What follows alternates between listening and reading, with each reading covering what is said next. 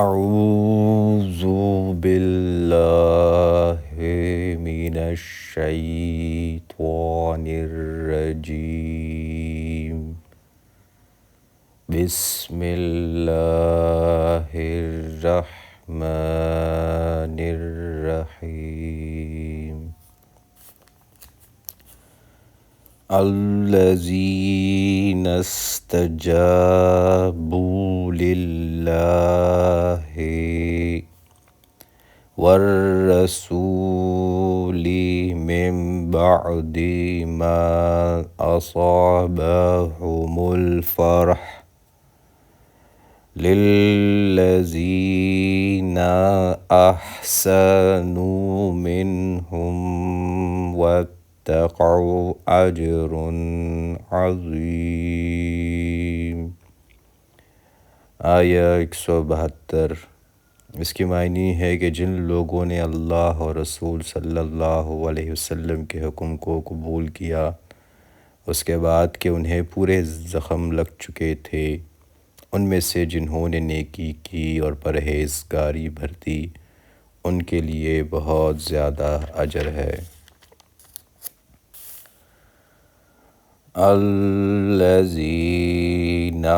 قال لهم الناس ان الناس قد جمعوا لكم فاخشوهم فزادهم ایمانا وقالوا حسبنا اللہ ونعم الوکیل۔ آیت 173۔ اس کے معنی ہے کہ وہ لوگ کہ جب ان سے لوگوں نے کہا کہ کافروں نے تمہارے مقابلے پر لشکر جمع کر لیے ہیں، تم ان سے خوف کھاؤ، تو اس بات نے انہیں ایمان میں اور بڑھا دیا، اور کہنے لگے ہمیں اللہ کافی ہے اور وہ بہت اچھا کارساز ہے۔ فانقلبوا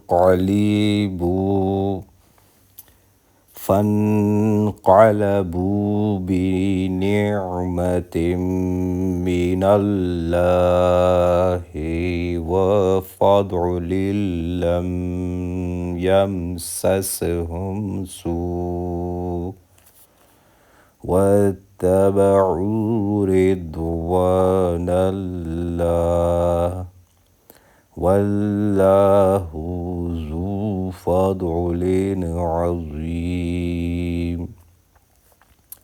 آیت 174۔ اس کے معنی ہے کہ اللہ کی نعمت و فضل کے ساتھ یہ لوٹے، انہیں کوئی برائی نہ پہنچی، انہوں نے اللہ تعالیٰ کی رضامندی کی پیروی کی، اللہ بہت بڑے فضل والا ہے۔ تلاوت کی گئی ان 3 آیات کا خلاصہ یوں ہے کہ جب مشرکین جنگ احد سے واپس ہوئے تو راستے میں انہیں خیال آیا کہ انہوں نے تو ایک نہایت سنہری موقع ضائع کر دیا۔ مسلمان شکست خوردگی کی وجہ سے بے حوصلہ اور خوف زدہ تھے، انہیں اس سے فائدہ اٹھا کر مدینہ پر بھرپور حملہ کر دینا چاہیے تھا تاکہ اسلام کا یہ پودا اپنی سرزمین سے ہی نیست و نابود ہو جائے۔ ادھر مدینہ پہنچ کر نبی کریم محمد صلی اللہ علیہ وسلم کو بھی اندیشہ ہوا کہ شاید وہ پھر پلٹ آئیں، لہٰذا آپ صلی اللہ علیہ وسلم نے صحابہ کرام کو لڑنے کے لیے آمادہ کیا۔ آپ صلی اللہ علیہ وسلم کے کہنے پر صحابہ کرام باوجود اس بات کے کہ وہ اپنے مقتولین و مجروحین کی وجہ سے دل گرفتہ اور محزون و مغموم تھے، تیار ہو گئے۔ مسلمانوں کا یہ قافلہ جب مدینہ سے 8 میل کے فاصلے پر واقع حمراء الاسد پر پہنچا تو مشرکین کو خوف محسوس ہوا، چنانچہ ان کا ارادہ بدل گیا اور وہ مدینہ پر حملہ آور ہونے کے بجائے مکہ واپس چلے گئے۔ اس کے بعد نبی محمد صلی اللہ علیہ وسلم اور آپ صلی اللہ علیہ وسلم کے رفقا بھی مدینہ واپس آ گئے۔ اس سے پہلی کہ آیت میں یہی مسلمانوں کی اسی جذبہ اطاعت اللہ اور رسول محمد صلی اللہ علیہ وسلم کی تعریف کی گئی کہ انہوں نے مسلمانوں نے اطاعت کی۔ بعض نے اس کا سبب نزول ابو سفیان کی اس دھمکی کو بتلایا ہے کہ آئندہ سال بدر صغریٰ میں تمہارا مقابلہ ہوگا، جس پر مسلمانوں نے بھی اللہ اور رسول محمد صلی اللہ علیہ وسلم کی اطاعت کے جذبے کا مظاہرہ کرتے ہوئے جہاد میں بھرپور حصہ لینے کا عزم کر لیا۔ ملخص از فتح القدیر و ابن کثیر، مگر یہ آخری قول سیاق سے میل نہیں کھاتا۔ حمراء الاسد اور کہا جاتا ہے کہ بدر صغریٰ کے موقع پر ابو سفیان نے بعض لوگوں کی خدمات مالی معاوضہ دے کر حاصل کیں اور ان کے ذریعے سے مسلمانوں میں یہ افواہ پھیلائی کہ مشرکین مکہ لڑائی کے لیے بھرپور تیاری کر رہے ہیں، تاکہ یہ سن کر مسلمانوں کے حوصلے پست ہو جائیں۔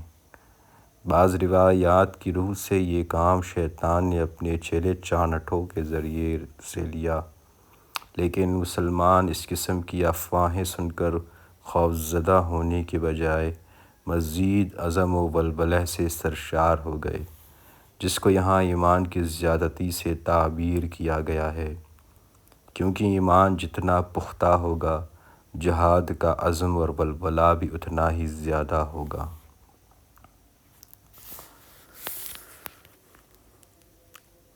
انما ذالکم الشیطان یخوف اولیاءه فلا تخافوهم وخافوني إن كنتم مؤمنين۔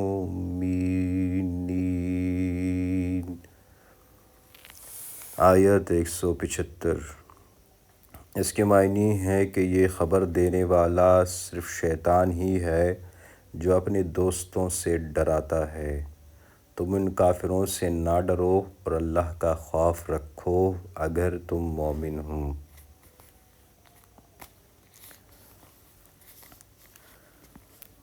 وَلَا يَحْزُنْكَ الَّذِينَ يُسَارِعُونَ فِي الْكُفْرِ إِنَّهُمْ لَنْ يَضُرُّوا اللَّهَ شَيْئًا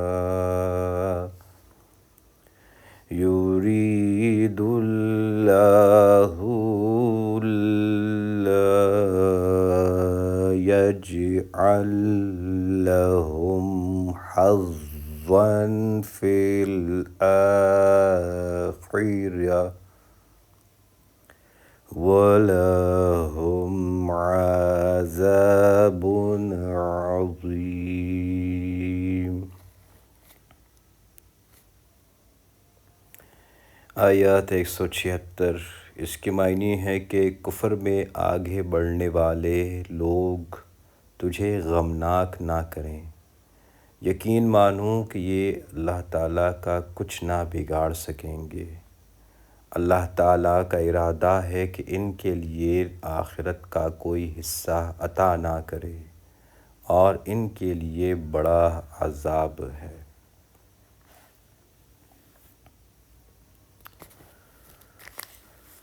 ان الذین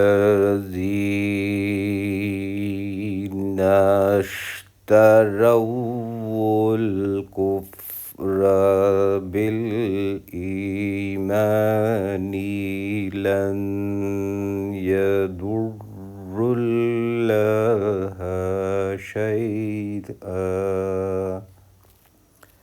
ولهم عذاب علیم۔ آیت 177۔ اس کے معنی ہے کہ کفر کو ایمان کے بدلے خریدنے والے ہرگز اللہ تعالیٰ کو کوئی نقصان نہیں پہنچا سکتے اور انہی کے لیے المناک عذاب ہے۔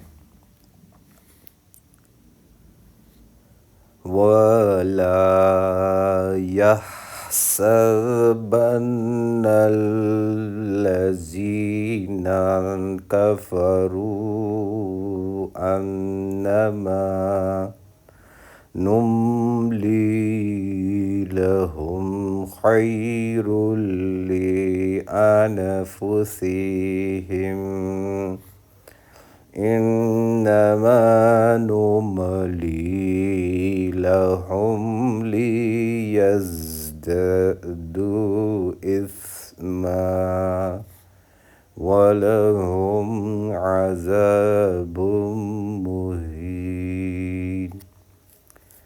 آیت 178۔ اس کے معنی ہے کہ کافر لوگ اللہ کی دی ہوئی مہلت کو اپنے حق میں بہتر نہ سمجھیں۔ یہ مہلت تو اس لیے ہے کہ وہ گناہوں میں اور بڑھ جائیں۔ انہی کے لیے ذلیل کرنے والا عذاب ہے۔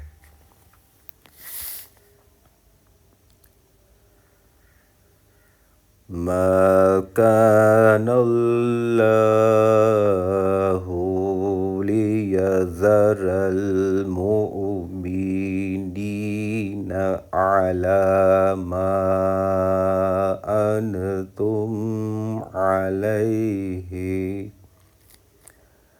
حتى يميز الخبيث من الطيب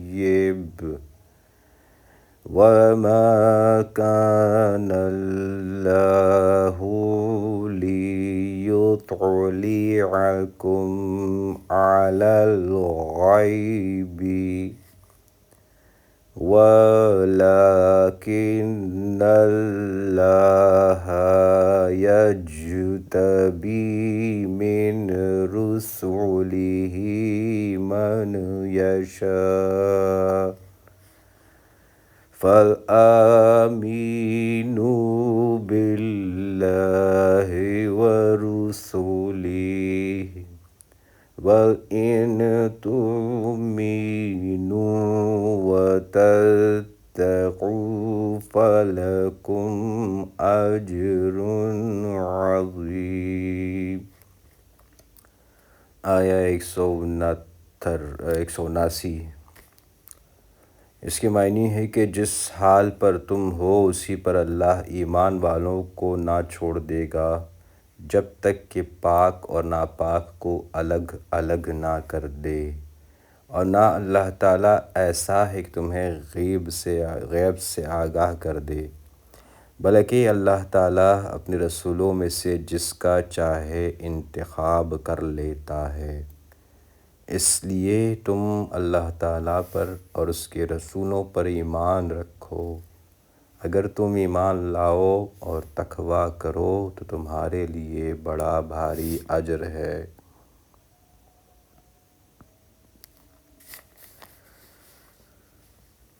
وَلَا يَحْسَبَنَّ الَّذِينَ يَبْخَلُونَ بِمَا آتَاهُمُ اللَّهُ مِنْ فَضْلِهِ هُوَ خَيْرًا لَهُمْ بل هو شر لهم سيطوفون ما بخلوا به يوم القيامة وَلِلَّهِ مِيرَاثُ السَّمَاوَاتِ وَالْأَرْضِ وَاللَّهُ بِمَا تَعْمَلُونَ خَبِيرٌ۔ آیا 180۔ اس کے معنی ہے کہ جنہیں اللہ تعالیٰ نے اپنے فضل سے کچھ دے رکھا ہے وہ اس میں اپنی کنجوسی کو اپنے لیے بہتر خیال نہ کریں، بلکہ وہ ان کے لیے نہایت بدتر ہے۔ عنقریب قیامت والے دن یہ اپنی کنجوسی کی چیز کے طوق ڈالے جائیں گے۔ آسمانوں اور زمین کی میراث اللہ تعالیٰ ہی کے لیے ہے، اور جو کچھ تم کر رہے ہو اس سے اللہ تعالیٰ آگاہ ہے۔ خلاصے میں لکھتے ہیں کہ اس میں اس بخیل کا بیان ہے کہ جو اللہ کے دیے ہوئے مال کو اللہ کی راہ میں خرچ نہیں کرتا، حتیٰ کہ اس میں سے فرض زکوٰۃ بھی نہیں نکالتا۔ صحیح بخاری کی حدیث میں آتا ہے کہ قیامت والے دن اس کے مال کو ایک زہریلا اور نہایت خوفناک سانپ بنا کر توق کی طرح اس کے گلے میں ڈال دیا جائے گا۔ وہ سانپ اس کی بانچھیں پکڑے گا اور کہے گا کہ وہ مال ہے، وہ تیرا خزانہ ہے۔ کیسے لکھا ہے کہ من اتاہ اللہ مالا فلم یودی زکاتہ مثلا لہ شجاعا اقرعا لہ زبیبتان یطوقوہ یوم القیامہ۔ بحوالہ صحیح بخاری کتاب التفسیر، باب تفسیر آل عمران، کتاب الزکوٰۃ، حدیث 45-65۔ ربنا آتنا فی الدنیا حسنۃ وفی الآخرۃ حسنۃ وقنا عذاب النار۔